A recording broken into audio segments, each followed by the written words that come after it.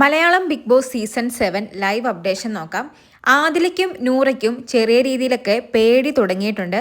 കാരണം വേറൊന്നുമല്ല, കുറച്ചു മുമ്പ് കിച്ചണിൽ വെച്ച് അനുമോളും ലക്ഷ്മിയും തമ്മിൽ ഒരു ഫൈറ്റ് നടന്നിരുന്നു. ക്യാപ്റ്റൻ ആയതുകൊണ്ട് തന്നെ ആദിലയ്ക്ക് ആ ഒരു പ്രശ്നത്തിൽ ഇടപെടേണ്ട ആവശ്യമുണ്ടായിരുന്നു. ആദില ഇടപെടുന്നുമുണ്ട്.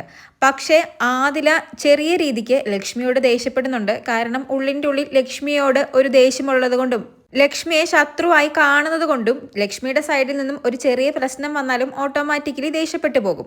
ഈ സമയത്ത് നൂറ ആദിലയും വിളിച്ചുകൊണ്ട് പുറത്തേക്ക് വരുന്നുണ്ട്. എന്നിട്ട് നൂറ പറയുന്നത്, നമുക്ക് പുറത്ത് എന്തോരം ഹേറ്റേഴ്സ് ഉണ്ടായിരുന്നു, നല്ല രീതിയിൽ ഹേറ്റേഴ്സ് ഉള്ള 2 പേരാണ് നമ്മൾ.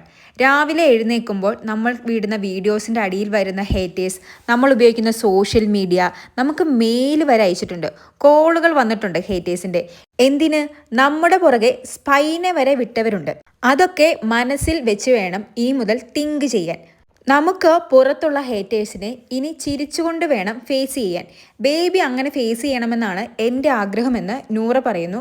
ഈ സമയത്ത് ആദില ഒന്നും മിണ്ടാതെ കേട്ടിരിപ്പുണ്ട്.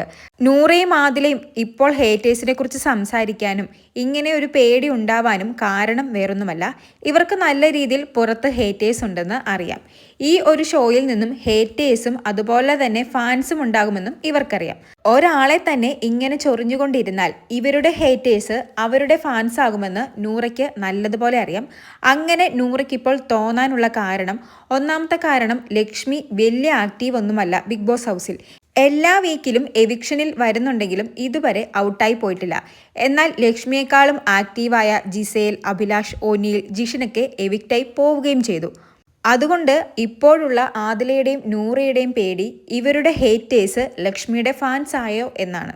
ലക്ഷ്മിനെ എങ്ങനെയെങ്കിലും പൊളിച്ചെടുക്കണമെന്ന് പറഞ്ഞിരുന്ന 2 പേരാണ് ആദിലയും നൂറയും. ഇവർക്ക് ഇങ്ങനെ ഒരു പേടി കൂടാൻ വേറൊരു കാരണം, ഇന്നലെ ഗസ്റ്റായിട്ട് വന്ന സാബു അണ്ണൻ പോകാൻ നേരത്ത് എല്ലാവരോടും യാത്ര പറയുന്ന കൂട്ടത്തിൽ ലക്ഷ്മിനെ സപ്പോർട്ട് ചെയ്തും സംസാരിച്ചിരുന്നു. നിങ്ങളൊരു സ്റ്റാൻഡ് എടുത്തിട്ടുണ്ടെങ്കിൽ അത് ശരിയാണെങ്കിൽ ഒരു സംഘം ആക്രമിക്കാൻ വന്നെന്ന് കരുതി ഭയപ്പെട്ടൊന്നും ആ സ്റ്റാൻഡിൽ നിന്നും മാറണ്ട എന്ന്. അതിൽ നിന്നും ഇവർക്ക് വ്യക്തമായി മനസ്സിലായി, ലക്ഷ്മിനെ സപ്പോർട്ട് ചെയ്യുന്നവരും അല്ലെങ്കിൽ ലക്ഷ്മിയുടെ സ്റ്റാൻഡിനെ സപ്പോർട്ട് ചെയ്യുന്നവരും പുറത്തുണ്ട്. കൂടാതെ ഇന്ന് രാവിലെ മോർണിംഗ് ആക്ടിവിറ്റിയിൽ ബിന്നിയും ഇവർക്കെതിരെയാണ് സംസാരിച്ചത്. ലക്ഷ്മിക്ക് സപ്പോർട്ട് ചെയ്താണ് സംസാരിച്ചത്. ലക്ഷ്മിയുടെ സെയിം സ്റ്റാൻഡ് തന്നെയാണ് ബിന്നിക്കെന്നും അറിയിച്ചു. അതിനി ഹസ്ബൻഡ് വന്നപ്പോൾ എന്തെങ്കിലും പുറത്തു നിന്ന് ക്ലൂ കൊടുത്തിട്ടാണോ അതല്ലെങ്കിൽ സാബു ചേട്ടൻ്റെ എന്തെങ്കിലും ക്ലൂ കിട്ടിയിട്ടാണോ എന്നും ഇവർക്കറിയില്ല. ആ ഒരു പേടിയൊക്കെ 2 പേരുടെയും മനസ്സിലുണ്ട്. അതുകൊണ്ട് തന്നെ നൂറ വളരെ വ്യക്തമായി അതിലോട് പറഞ്ഞു കൊടുക്കുന്നുണ്ട്, ഇനി ലക്ഷ്മിയോട് അധികം ചൊറിയാൻ നിൽക്കണ്ട, എല്ലാം ചിരിച്ചുകൊണ്ട് നേരിട്ടാൽ മതി. ഇവരായിട്ട് ഇനി ലക്ഷ്മിക്ക് ഫാൻസ് ഉണ്ടാക്കി കൊടുക്കണ്ടല്ലോ. എന്തായാലും ഇപ്പോൾ നൂറ പറഞ്ഞ കാര്യങ്ങൾ ആദിലയ്ക്ക് മനസ്സിലാവുന്നുണ്ട്. കാരണം രാവിലെയും നൂറ പറഞ്ഞ് മനസ്സിലാക്കാൻ ശ്രമിച്ചെങ്കിലും ആദിലയ്ക്കൊന്നും മനസ്സിലായില്ല. എന്തായാലും 2 പേരുടെയും മനസ്സിൽ ചെറിയ രീതിക്ക് പേടിയൊക്കെ തട്ടി തുടങ്ങിയിട്ടുണ്ട്. കൂടുതൽ ലൈവ് അപ്ഡേറ്റുകളുമായി വീണ്ടും വരാം.